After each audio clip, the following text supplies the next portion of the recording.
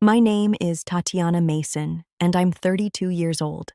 I was holding the check in my hand, like I always did, ready to cover dinner for everyone again. We were at a steakhouse my dad had chosen, the kind with dim lighting, gold leaf menus, and a wine list thicker than a Bible. He'd ordered the most expensive thing on the menu, laughed at every story he told, and barely asked me a single question all night. But the moment I reached for the bill, he looked across the table and said it. "With the kind of money you make, I'd hope you're finally ready to pay me back for raising you." I froze, not because I didn't hear him clearly, but because of how casually he said it, like it was obvious, like he deserved it, like I had somehow gone into debt for having existed.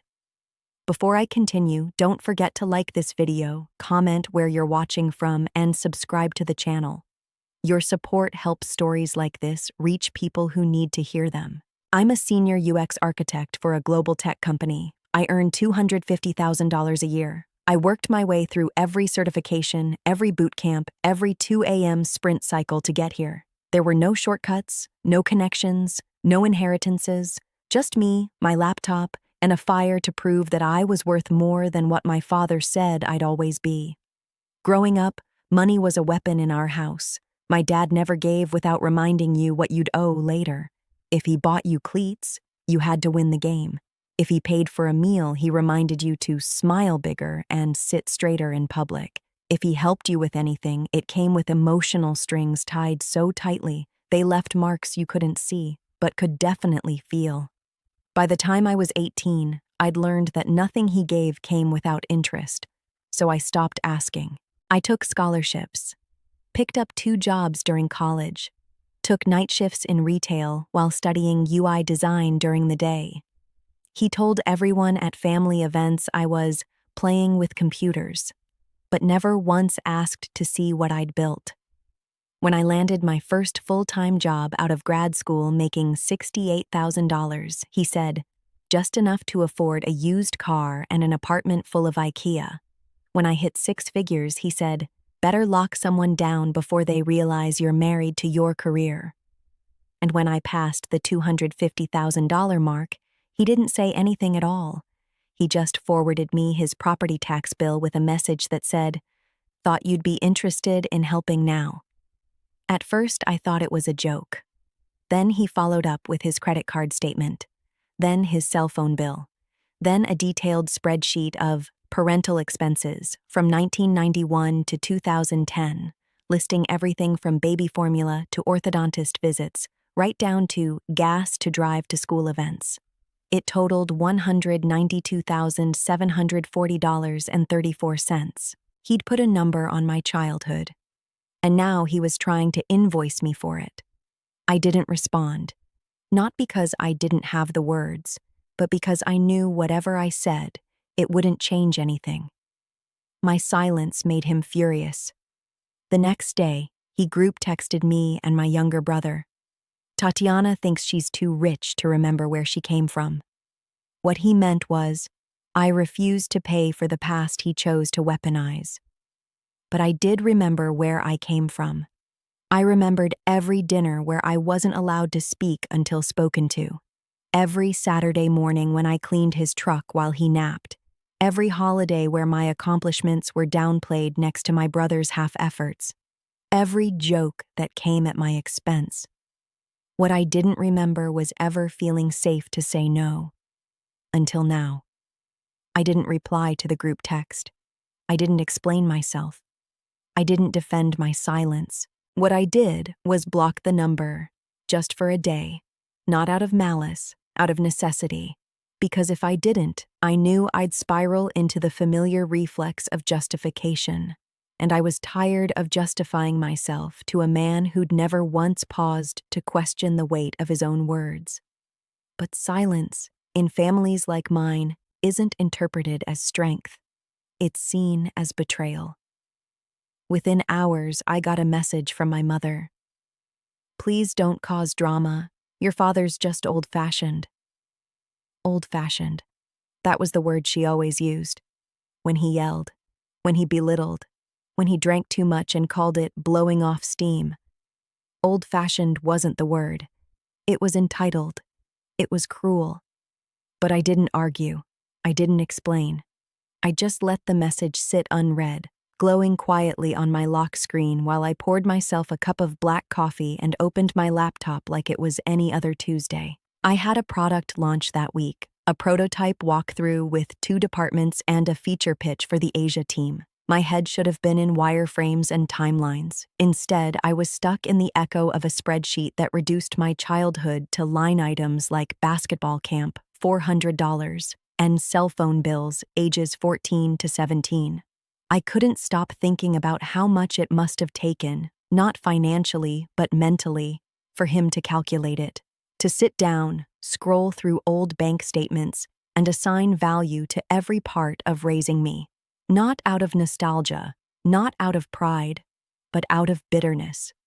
He didn't see a daughter who succeeded. He saw an investment that hadn't paid him back. And it made me realize something I should have accepted years ago. Some parents don't want their children to grow. They want them to owe. That was my dad. When I graduated top of my class, he asked, "So what now? Think you're better than us?" When I bought my first condo, he said, "Hope you're not getting too comfortable in that glass tower of yours." When I got promoted last year, he rolled his eyes and said, "Must be nice to sit at a desk while real people work." He didn't hate success. He hated mine. Because it didn't come from him. Because it happened without his help. Because it reminded him of everything he didn't become. My brother Caleb had a different experience. Dad helped him start his own landscaping company, co-signed the business loan, paid for his truck, let him live rent-free in the guest house for 2 years. He even covered Caleb's first divorce attorney when things fell apart. And yet, somehow, I was the ungrateful one, the arrogant one, the one who forgot her roots. Roots in our house meant obedience. It meant silence. It meant thanking someone for letting you shrink so they could stay big. And I had stopped shrinking. That weekend, my Aunt Lana reached out. She was my father's older sister, the only one in the family who ever told the truth without flinching. Her voicemail was short. "He's telling people you're cutting him off because you think you're too good for us. Thought you should know." I wasn't surprised. That was his strategy. Control the story before anyone else could. Paint me as selfish so that no one would question why I disappeared. But here's the part he didn't expect.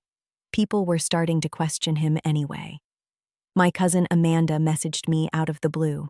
"I saw your dad's post. Just wanted to say I admire everything you've built. Some of us see you. For real." That message made me cry. Not because it was long, but because it was the first time someone in my family acknowledged what I'd always longed for, to be seen without conditions. I didn't respond right away. I needed space to feel it, to believe it. Because when you grow up in a house where love is transactional, it takes time to recognize genuine support when it finally shows up. Later that night, I opened my dad's Facebook page. There it was, a long post, complete with a photo of me at age 9, standing next to him at a softball game. The caption read, "Funny how kids forget who stood in the bleachers cheering for them, especially once they're rich and too busy for family. I raised her, and now she acts like I'm a stranger." The comments were split. Some people echoed his pain. Others told him to be proud. One woman, his co-worker I think, wrote, "Parents don't raise kids for repayment. They raise them to thrive. Let her live." That comment had 2 likes. One of them was from my Aunt Lana. I stared at that screen for a long time, because something in me finally snapped back into place. This wasn't just about money. It never had been. It was about control, about narrative, about a man who couldn't handle the reality that his daughter no longer needed his permission to succeed. I didn't message him. I didn't post a response. What I did was simpler. I booked a one-way flight, not to run, but to reset. I had a week's vacation saved, a friend in Vancouver who offered her guest room, a plan to hike, read, breathe, to remember who I was without their voices in my head. Because healing isn't loud. Sometimes it's just space. And I was finally ready to take mine. I didn't leave town to escape. I left to breathe. Vancouver was rainy and gray when I arrived, but even the clouds felt quieter than what I'd left behind.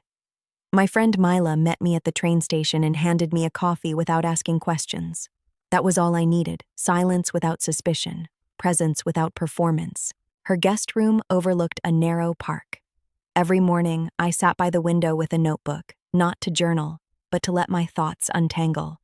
No structure, no tasks, just space. I didn't check my father's messages. I didn't scroll through social media. For the first time in years, I let the noise of family expectation go unanswered. But distance doesn't stop memory. I kept thinking back to that dinner, to the moment he said I owed him for existing, not for love, not for support, not even for a favor, just for being born. Like my entire life had been a debt, and my success meant the bill had finally come due. I tried to pinpoint the exact moment things shifted between us, but the truth was, they never really shifted. They had always been this way. I had just learned how to survive it better. When I was 10, I won an art contest at school. My teacher sent a letter home with a certificate. I remember handing it to my dad, smiling, waiting for him to say he was proud. He glanced at it and said, "Hope you're not expecting money for drawing pictures." That was the first time I realized praise would never come freely. Later that night, I heard him tell my mother he didn't understand why she needs a ribbon for everything. She didn't respond. She rarely did. Back then, I thought if I could just achieve more, he'd see me. Now I knew. He had always seen me. He just didn't like what he saw unless it benefited him. 3 days into my trip, I finally opened my phone. Not to respond, just to check if anything urgent had happened. There were 14 missed messages. 5 were from him, 3 from my mom, 1 from Caleb. The rest were from people I barely spoke to: cousins, extended family, even one of Dad's co-workers. It didn't take long to understand why. He'd made another post. This one was even shorter than the last. Just a photo of me from my college graduation. The caption read, "Funny how some people forget who paid for their start." That was it. No name, no context. But I knew exactly who it was about. So did everyone else. What struck me wasn't the lie. It was how effortlessly he wrote it. How casually he twisted a story that wasn't his to tell. Because the truth was, he hadn't paid for anything. He didn't attend that graduation. He didn't buy the cap or gown. He didn't even know which degree I had earned. But facts never mattered to him, only impressions. He wanted people to feel sorry for him, to imagine me as some cold, distant daughter who made it big and abandoned her humble roots. And maybe that story worked on some people, but others were beginning to see through it. A message came in from someone I hadn't heard from in years. Anita, an old neighbor who used to babysit me when I was a kid. She simply wrote, "You don't owe anyone for growing. Keep going, Tatiana."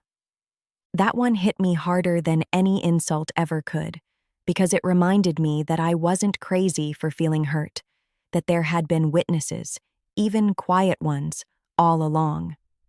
I didn't reply. I wasn't ready to speak yet. That night, I opened the folder on my laptop labeled Career Stuff. I clicked through photos from conferences I'd spoken at, screenshots of the interface I'd helped redesign, messages from coworkers thanking me for mentoring them, and then I opened the only folder I'd never touched: Family. Inside were scanned images of old report cards, childhood photos, and PDFs of every single receipt I'd been collecting for the past 3 years. Not because I expected this moment to come, but because deep down, part of me always knew I'd have to prove that I did it alone. That night, I began organizing everything, not out of spite, but because I was done letting people write my story for me. If he wanted to drag me into the court of public opinion, fine, but I would walk in with evidence, quietly, calmly. 2 days later, I returned home. The airport was loud, the city even louder. But inside me, something had quieted. I unpacked slowly, watered my plants, lit a candle, and then I sat down to write a letter. Not for him, not for posting, just for me. A record of truth, a reclaiming of voice. It began like this. You didn't build me. You broke me in places I had to learn to rebuild myself. But you don't get to claim credit for the parts of me you never believed in. I didn't know what I would do with it yet. All I knew was that I had stopped hiding. And that was the first step toward freedom. I didn't print the documents to hurt him. I printed them to protect myself. That Saturday morning, the sun poured through the windows of my apartment. Clean, bright, almost too warm for fall. But my hands were cold. I was organizing receipts, bank records, screenshots, old emails. Every page was part of a story I had tried to forget. Now it was the only way to prove I hadn't just survived my father. I had done it without him. I didn't need a courtroom. I wasn't planning a lawsuit. This wasn't for a judge. It was for clarity.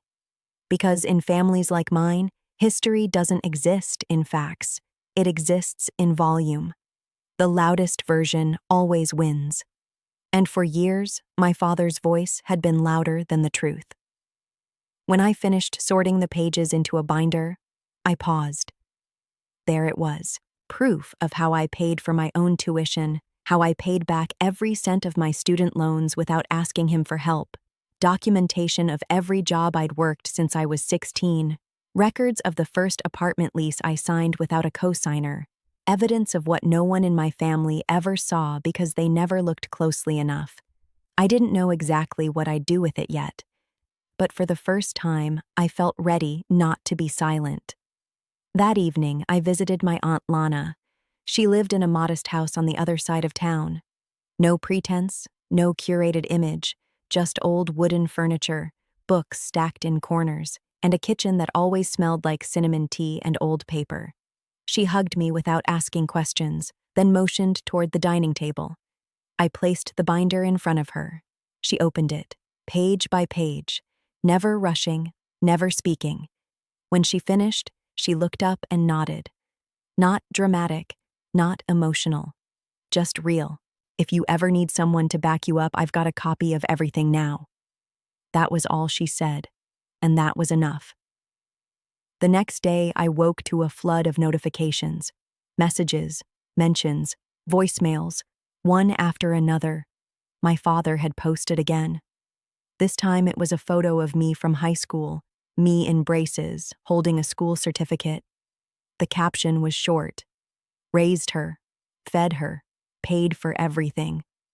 But I guess it wasn't enough. Just 12 words. But they worked like kindling on a pile of dry resentment.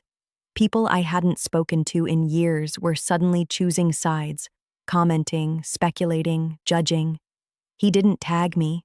He never had to. His audience already knew who he meant. But this time, the reaction was different. Buried in the replies were comments like, "This sounds more like guilt than pride. Kids aren't loans. They don't owe interest." And one that stayed with me. "If you're proud of her, say it without the invoice." Something was shifting, but I wasn't celebrating, because I knew what came next. When public control slips, private escalation begins. Sure enough, that afternoon, my doorbell rang. It was Caleb. He stood there in jeans and a hoodie, hands in his pockets, rocking on his heels like he hadn't driven 40 minutes with a mission. I didn't invite him in. I just waited. He said Dad wanted to talk, said he was emotional, said I should stop fueling the drama. I asked him one thing. "Did you see what Dad posted?" He didn't answer, just shrugged. Shrugging was always easier than choosing sides. I told him I needed time. that I wasn't avoiding, just protecting myself, that I had no interest in war, just boundaries. He said, "You've changed." I said, "No, I've just stopped apologizing." He didn't reply, just turned and walked away, the way people do when they expect you to chase them, and you don't. That night, I pulled out the letter I had written in Vancouver. I reread it twice, then printed it, sealed it in an envelope, and left it on the counter beside the binder. I didn't know yet if I'd send it, but I knew this. If things went further, I wanted my version of the truth to exist somewhere outside of me. Not for revenge, but for record. The next few days were quiet. No posts, no messages, just silence. And silence in families like mine was never peace. It was pressure building, waiting, calculating its next move. On Thursday morning, my phone lit up again. This time, it wasn't a social post. It was a forwarded email from my father. He had sent a message to my HR department. Not an aggressive one. Something subtle, just enough to raise eyebrows. He posed as a concerned family member, questioning my mental well-being and financial conduct. My hands trembled. He had crossed a line. This wasn't about family anymore. This was about trying to destroy my credibility, my career, my livelihood. He had weaponized perception again. But this time, I wasn't the scared daughter scrambling to explain. I was Tatiana Mason, a woman with receipts, with boundaries, with proof. I immediately contacted my manager and forwarded the binder digitally, select pages, carefully redacted, professionally formatted. I didn't tell them my whole story. I didn't have to. The facts spoke louder than my history ever could. By Friday, HR closed the matter. No cause for concern, they wrote. No follow-up needed. It was over. But something deeper had begun. Not a war, a reckoning. And I was finally ready to face it. I didn't expect an apology. That would have required acknowledgement, something my father had never learned to give. Not when he was wrong, not when he crossed lines, not even when the people around him were unraveling because of the things he left unsaid. But in the days following his email to my job, something unusual happened. He went silent. No texts, no new posts, no more jabs through Caleb, nothing. And that silence carried more weight than all the noise he'd made before. It wasn't guilt, it was strategy, a retreat disguised as calm, the kind of silence that made you question whether you imagined the storm at all. But I didn't imagine it. I had the screenshots, the spreadsheet, the email to HR, the binder that now sat in a locked drawer in my office, not as a weapon, but as armor. I hadn't shared it with anyone else, not my mother, not my brother, not even Aunt Lana. I didn't need validation anymore. I had truth, and that was enough. That weekend, I went for a walk through the park, the same trail I used to jog when I was still in school, back when everything I owned fit into 2 suitcases and my future felt like something I had to outrun. Back then, I believed if I worked hard enough, if I succeeded loudly enough, I could finally earn my father's respect. I'd been wrong. His respect wasn't earned.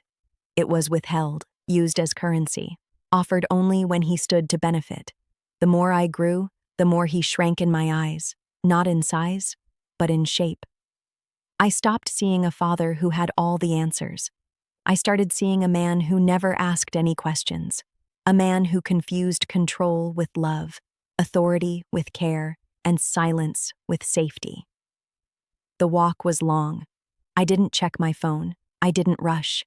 By the time I got home, the sky was turning orange at the edges, and my voicemail was blinking. One message. It wasn't from him. It was from my mother. Her voice was even, almost rehearsed. She said she hoped I was well, said Dad was having a hard time and that maybe I could find it in my heart to meet with him and talk things through.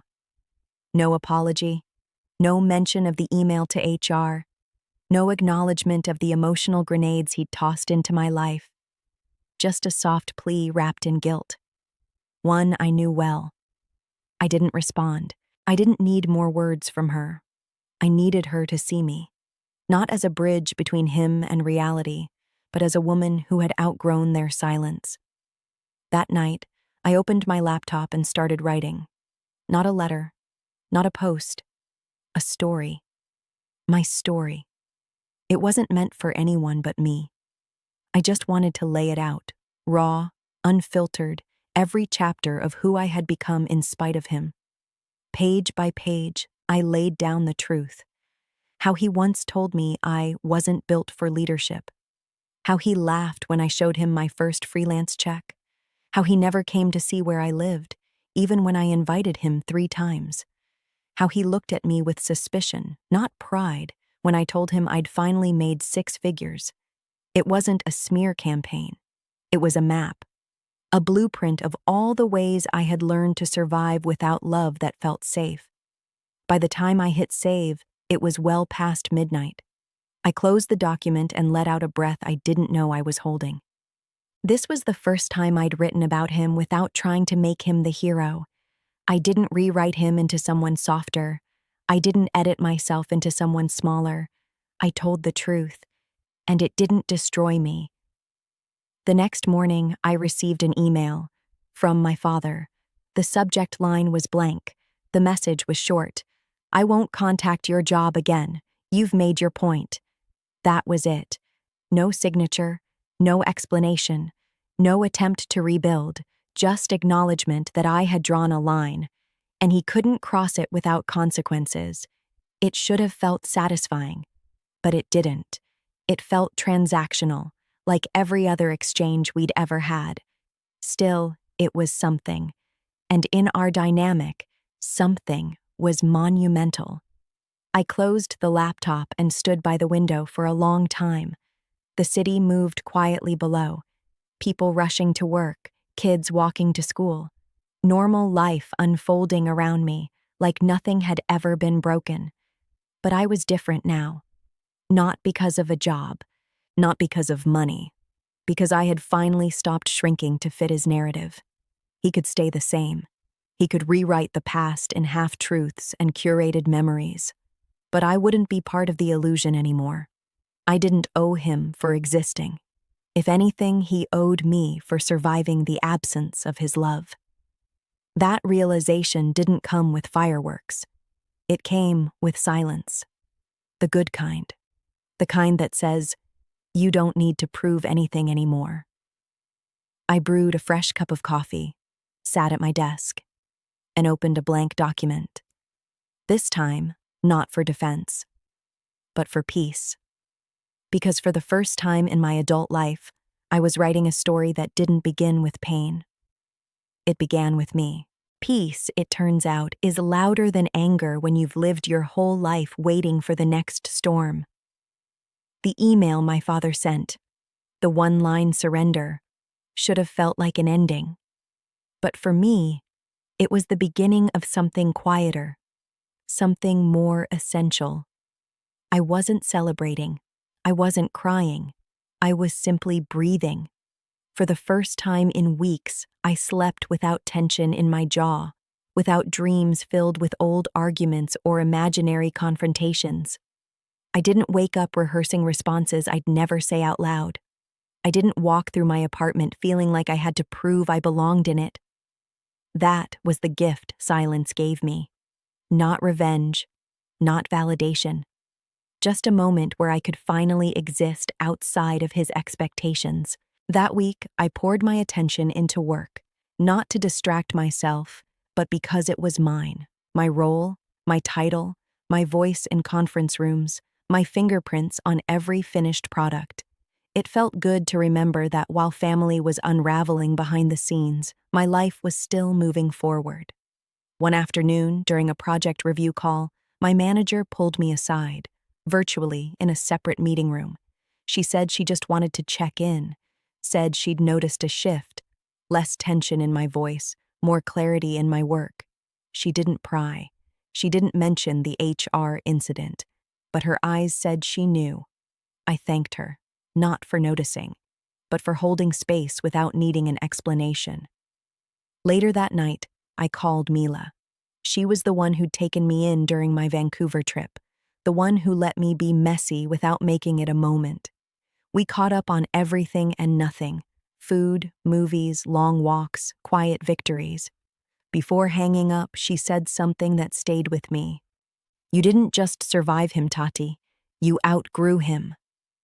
That word, outgrew, settled into my chest with more weight than I expected, because that's exactly what it was. For so long, I had thought healing would mean repairing something between us. But healing had nothing to do with him. It was about stepping into a space he could no longer reach. I started reconnecting with people, not just to update them, but to rebuild on my terms. I met up with my old professor, the one who once wrote me a recommendation letter even though I wasn't his best student, just the most determined. We shared coffee, and I finally thanked him for seeing more in me than I saw in myself at 22. I visited my old high school, donated anonymously to the scholarship fund, and walked past the same classroom where I once hid from my father's yelling voicemails. I even cleaned out the drawer in my apartment that held old letters, photos, and mementos, some painful, some nostalgic. I didn't throw everything away, but I was selective, intentional. What stayed was only what made me feel grounded, not guilty. And then, on a Sunday morning, the quiet broke. It was Caleb. He texted just 3 words: "Family dinner. Tonight." No punctuation, no question mark, not an invitation, an expectation. I stared at it for a while. Not angry, not triggered, just tired. Tired of being summoned. Tired of being expected to show up to tables where I was only ever asked to sit, not speak. Still, part of me hesitated, because I knew what would happen if I didn't go. They'd write a new version of the story, one where I was the villain again, the ungrateful daughter, the arrogant sister, the woman who thought success exempted her from family loyalty. I didn't respond immediately. Instead, I called Aunt Lana. She answered on the second ring, her voice as steady as ever. I told her about the text. She didn't tell me what to do. She never did. But she asked a question that cut through everything. If you show up, will you be doing it for you, or for the image they want to keep up? The answer came faster than I expected. I texted Caleb back. "I wish you all a good dinner. I'm not coming. Please don't ask again." No anger, no emotion, just a boundary, clearly drawn. And then I put my phone down and went on with my day. That night, I didn't sit at their table. I sat at my own. I ordered takeout, played soft music, opened the window and listened to the city hum beneath me. For once, I didn't wonder what they were saying in my absence. I didn't imagine the looks. I didn't rehearse how I'd defend myself later, because I no longer owed anyone a version of me that fit their comfort. The next morning, I woke to another message. This one from my mother. She said she'd missed me, said things weren't the same without me, that I should have come, if only to keep the peace. But I wasn't built for peace that required my silence, so I didn't respond. Instead, I opened my computer and returned to the story I'd started. The one about growing up under a roof where love was conditional and worth was weighed against obedience. But this time I didn't write about the pain. I wrote about the woman I'd become, the woman who paid her own way, who built a life that no one could take credit for, who understood that family isn't always chosen, but respect is. And as I typed, I realized something important. My father could ask for repayment. He could send invoices, spread stories, manipulate memories. But what he couldn't do, what he'd never be able to do, was own the parts of me he never nurtured. My ambition, my resilience, my voice. They weren't inherited. They were forged, in silence, in defiance, in the quiet spaces between his dismissals. And now, they were mine. Fully. Finally. Not to prove, not to perform, but simply to live. The next Sunday, I was at the farmer's market when I saw him. Not intentionally. I wasn't expecting it. But there he was, my father, browsing a stand of apples like nothing had fractured between us. Same jacket he always wore, hands behind his back, posture rigid but relaxed enough to look like he belonged there. I stood frozen for a second. I hadn't seen him in person in almost 6 months. We had shared messages, accusations, silence, but not eye contact, not proximity, not breathe in the same space. Part of me wanted to turn around and walk the other way, but I didn't, because I wasn't hiding anymore. I had nothing left to justify. He turned, caught my eye, and gave a small nod. Not a wave, not a smile. Just acknowledgement. Like we were neighbors, strangers with shared geography. I nodded back. That was it. He didn't walk toward me. I didn't approach him. And somehow, that felt more honest than any conversation we could have had. I walked away without looking back, my tote bag heavier than before, but not from produce, from the weight of seeing him and feeling nothing. No fear, no shame, no urgency to fix what couldn't be mended. That night, I told Mila what happened.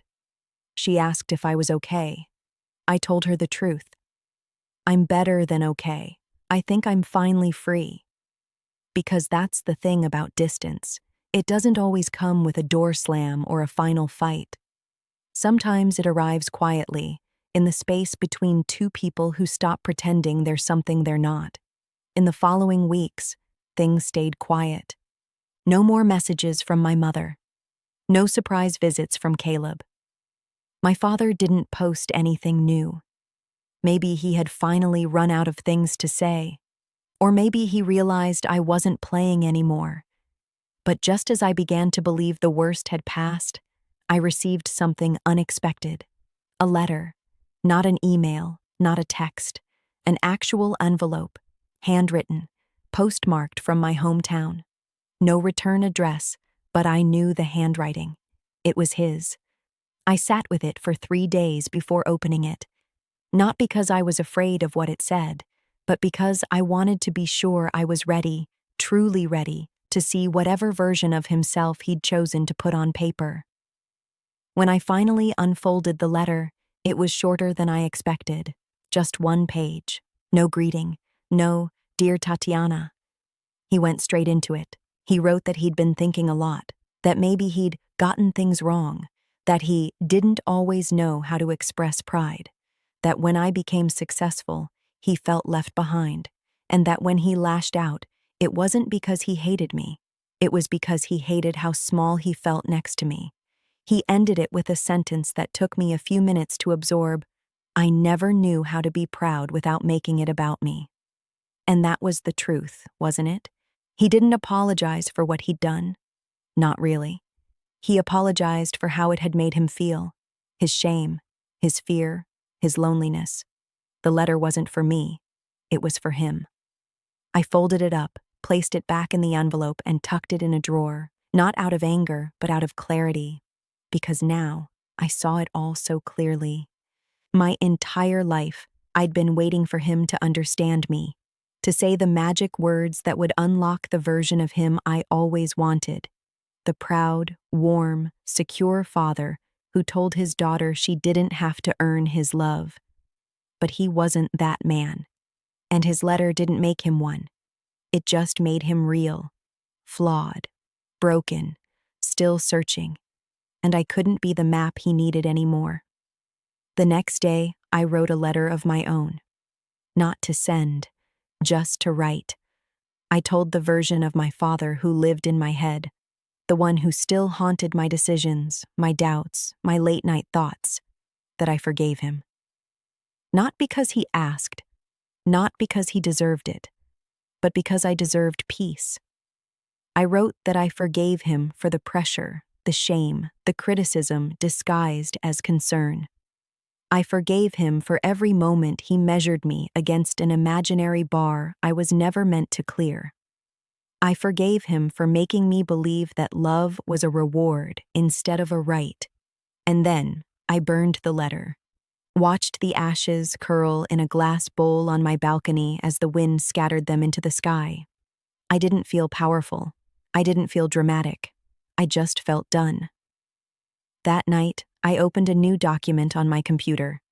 I began drafting a keynote speech I'd been invited to give at a women's leadership summit. The topic, earning your place without asking permission. And for the first time, I didn't hesitate to pull from my story. I wrote about resilience, not as a buzzword, but as a scar. I wrote about ambition, not as a weapon, but as survival. And I wrote about fathers, not to shame, but to reveal how we are shaped by the people who fail to see us, and who we become when we see ourselves anyway. I didn't name him. I didn't need to. The truth wasn't in his name. It was in mine. Tatiana Mason, daughter, leader, enough, always enough. The room was filled with faces I didn't know, but I could feel their eyes settle on me as I stepped onto the stage. Not out of intimidation, but curiosity. Anticipation. They knew the topic.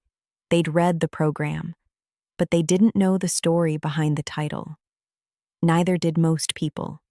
The spotlight was warm on my skin, soft and steady. I adjusted the mic, looked out at the crowd, and let the quiet settle. Not the nervous kind. The kind that means people are actually listening. And then I began. I told them about being the first person in my family to graduate from college. I told them about building a career without shortcuts, carving out a space for myself in rooms where I was the youngest, the only woman, the only voice no one expected to hear. I told them about working 2 jobs while studying, about late nights in windowless offices, about taking risks that terrified me, not because I was fearless, but because no one was going to catch me if I failed. And then I told them the part I'd never said out loud, not in public. I told them about growing up in a home where success wasn't celebrated unless someone else could claim it. About what it meant to be raised by a father who saw ambition as arrogance, who resented the daughter he'd taught to survive because she learned too well. I didn't say his name, but I said mine. And I said it boldly. Because the story wasn't about him anymore. It was about what happens when we stop shrinking ourselves for the sake of someone else's comfort. I ended the speech with a pause, long enough to let the words breathe.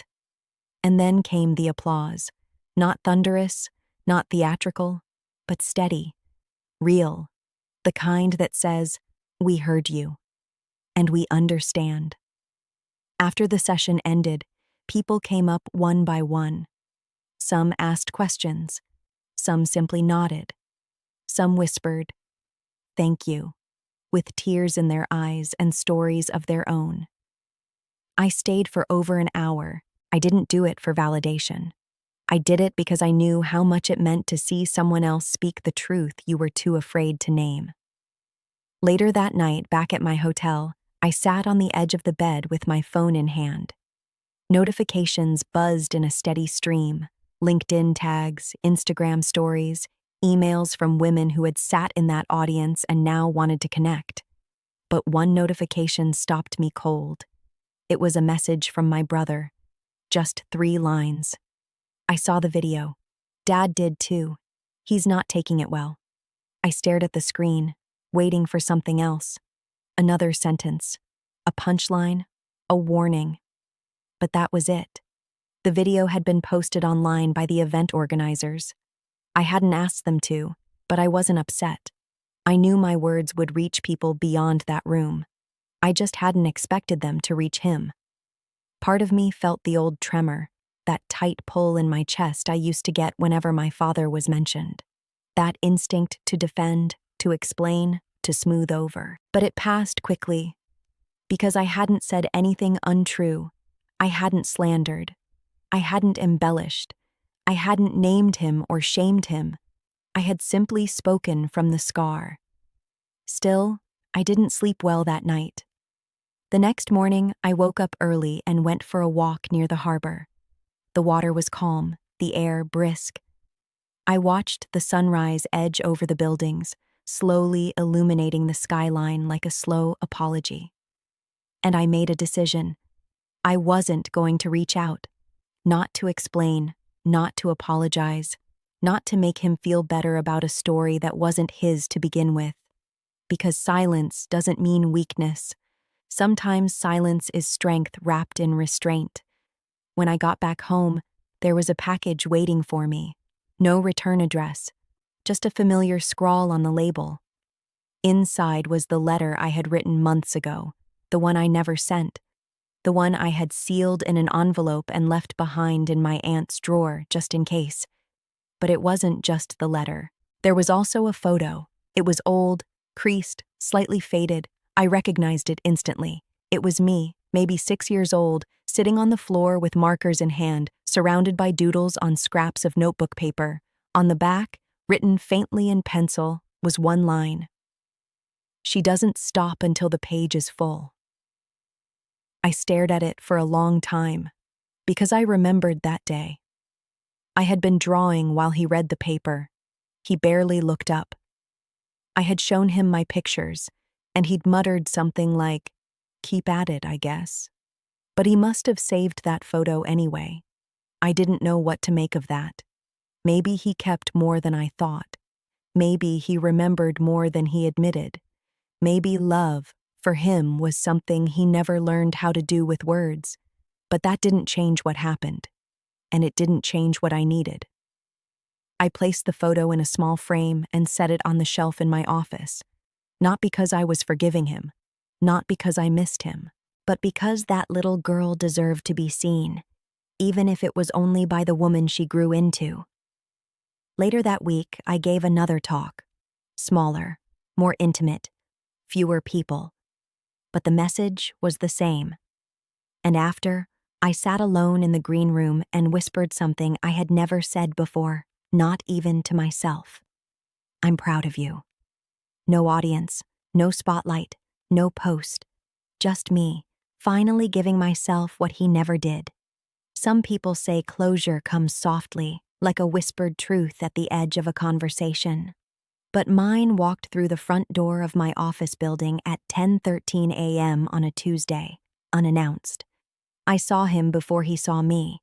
I had just returned from a client meeting, heels clicking across the lobby floor, when I caught the unmistakable curve of his shoulders, rigid, slightly hunched, as he stood near the reception desk, glancing around like someone who had taken the wrong elevator.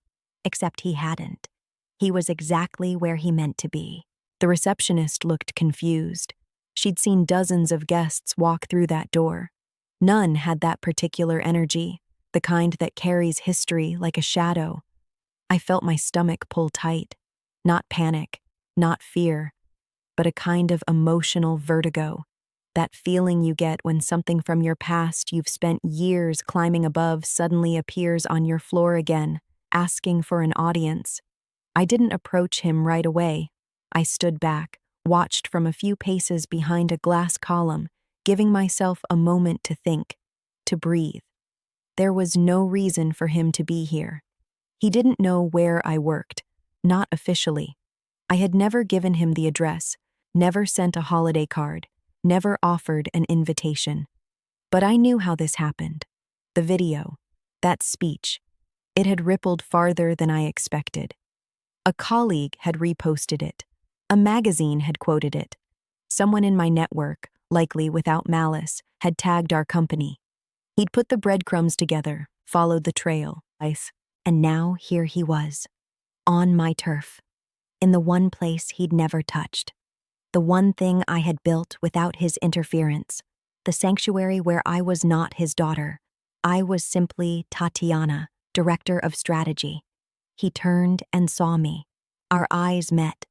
For a split second, we were back in that dining room, 10 years earlier, when I told him I was moving across the country, when he called it a phase, a tantrum, a selfish betrayal. But I wasn't 22 anymore. I wasn't standing with a duffel bag and shaky knees. I was 32, in heels, with a badge, with a title, with boundaries. I stepped forward. The receptionist opened her mouth to speak, but I gave her a soft shake of the head. She looked relieved. I approached him calmly, my voice steady.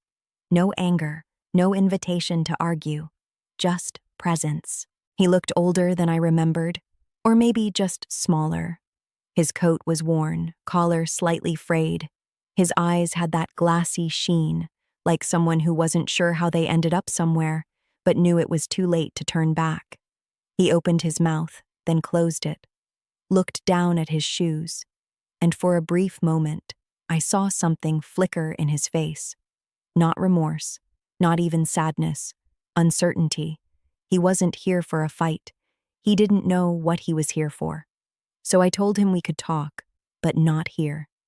Not in the middle of my building, where every colleague might walk by and wonder why a man with my jawline and my silence was standing near my desk. We went outside. There was a bench across the street beneath a row of stubborn city trees that refused to give up their leaves, even in the fall. We sat in silence for what felt like years. Then he reached into his coat and pulled out a folded paper. No envelope, no dramatic reveal. Just a plain piece of printer paper, creased from being held too tightly. He handed it to me and looked away. I unfolded it. It wasn't a letter. It was a printout of a screenshot from the video of my keynote. A still frame of me, standing in front of the audience, hands mid-gesture, eyes locked forward. Beneath the image, he'd scribbled something in pen. "I didn't know you had that in you. I should have."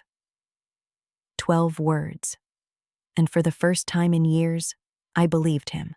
Not because it was an apology. It wasn't. Not because it changed anything. It didn't. But because for the first time, he had shown up without asking for anything back. No demands, no accusations, no insults wrapped in concern. Just a man watching his daughter become someone he didn't help build, and finally acknowledging it. I didn't say thank you. I didn't say I forgave him. I simply nodded and folded the paper back into his hand. He didn't try to hug me. Didn't ask how I was. Didn't comment on the office, the clothes, the city. We just sat there. Two people bound by blood but disconnected by choice. And for once, the silence didn't suffocate me. It freed me. After a while, he stood up. No goodbye. No lingering look. Just a nod. And he walked away. I sat on that bench long after he was gone. Not to process, not to grieve, but to breathe. Because now I knew something important. Closure isn't a door you shut behind you. It's the moment you realize you can leave it open and still never walk through again. Back at the office, I locked the screenshot in a drawer, not to forget, but to remember how far I'd come. I got back to work, finished my reports, took a client call, laughed with my team. The world didn't tilt, the sky didn't fall, because he had finally seen me, and I hadn't needed to shrink to make that happen. That night, I lit a candle and poured a glass of wine. No toasts, no tears, just a quiet acknowledgement. The version of me that had once needed him to understand was finally at peace. Not because he changed, but because I no longer needed him to. It's strange, isn't it? How the people who try hardest to make you feel small are often the ones most terrified of your growth. It took me years, decades, to understand that. Because when you grow up being told that love is earned, that affection is conditional, that your worth is a balance sheet of obedience and silence, you start believing that your success comes with a debt. One that can never really be paid, only carried. But I don't carry it anymore. I didn't realize when, exactly, I let it go. Maybe it was the night I opened that letter and didn't cry. Maybe it was when I stood on that stage and told a room full of strangers the story I once kept in the dark. Or maybe it was simpler than that. Maybe it was the quiet morning I looked in the mirror and didn't see someone trying to prove herself, but someone simply being herself. Either way, the debt is gone. And in its place, a truth I had waited a lifetime to reach. The week after my father came to my office, I did something I never thought I'd do. I took a day off. Not for illness, not for errands, not for anyone else's emergency, just for me. I packed a bag, got in my car, and drove 2 hours north to a little lake cabin I'd rented once before. No Wi-Fi, no reception, just water, sky, and the sound of my own breath. I brought no laptop, no planner, just a journal, a sweatshirt, and a playlist of songs that made me feel like I belonged to myself again. I stood on the dock the morning after I arrived and let the sun warm my face, and I thought of her, the girl I used to be, the one who stayed quiet at dinner so the table wouldn't turn, the one who got straight A's thinking maybe this time he'd notice, the one who got her first job at 15 and still felt guilty for spending her paycheck on books. I thought of her, and I said, softly but out loud, "You made it, and you don't owe anyone for surviving." And that was the moment. That was when I felt it leave me. The need to explain, to justify, to carry his disappointment like it was my own reflection. I no longer belonged to that version of myself. I didn't hate her. I didn't erase her. I simply let her rest. She'd gotten me this far. But I would walk the rest of the way on stronger legs. When I returned to the city, something had shifted. My voice felt deeper, not louder, just rooted. I walked through my apartment with ease, no longer narrating arguments that wouldn't happen. And I realized that peace wasn't a place you arrive at.